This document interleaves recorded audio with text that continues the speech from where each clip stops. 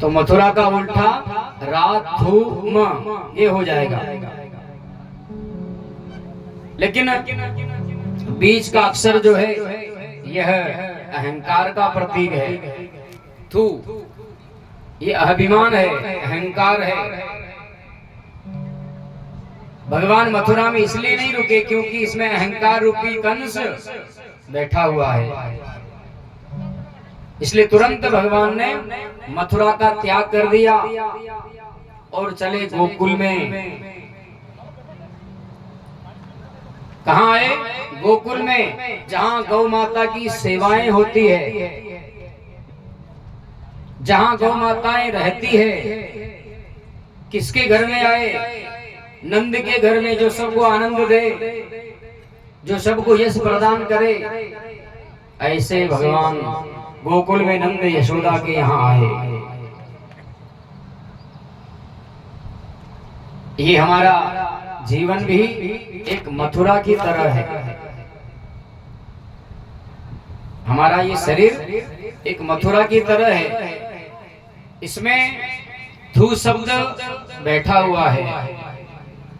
थू क्या है? अहंकार है। मैं सरपंच हूँ, मैं विधायक हूँ, मैं पटेल हूँ, मैं बहुत बड़ा ज्ञानी हूँ, मैं बहुत बड़ा पैसे वाला हूँ।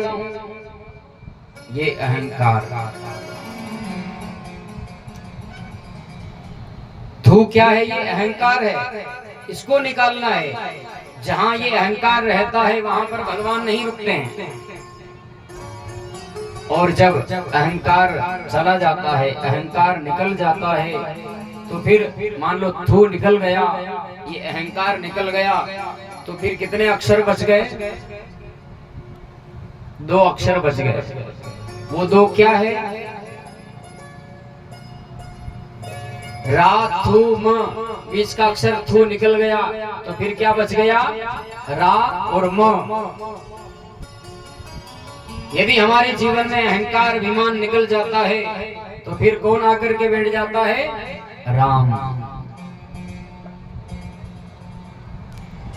और जब राम हमारे जीवन में आ जाते हैं, बैठ जाते हैं, तो फिर कभी किसी बात की कोई कमी रहती ही नहीं है। सारा काम अपना अच्छा होता है। तो इस थू को निकालिए, अहंकार को निकाल करके भजन राम का करिए, तो जीवन सुधरेगा। आज परीक्षित जी महाराज भी थू अहंकार को निकालने के लिए, मैं राजा परीक्षित हूँ, बस इस अहंकार को निकालने के लिए गुरु की शरण में आए हैं, संत की शरण में आए हैं। और अमृत पी करके, कथा का रसास्वादन करके जीवन का कल्याण करने के लिए बैठे हैं। पाप हो गया, उस पाप का प्रायश्चित करने के लिए राजा आज बैठे हैं, कथा सुन रहे हैं। तो हमें भी हमारे जीवन में से ये थू अहंकार का प्रतीक निकालना है। जीवन में राम को बिठाना है। जीवन में राम आ गए तो फिर कोई कमी नहीं रहेगी। तो आज भगवान कहाँ आए हैं? नंद और यशोदा के यहाँ।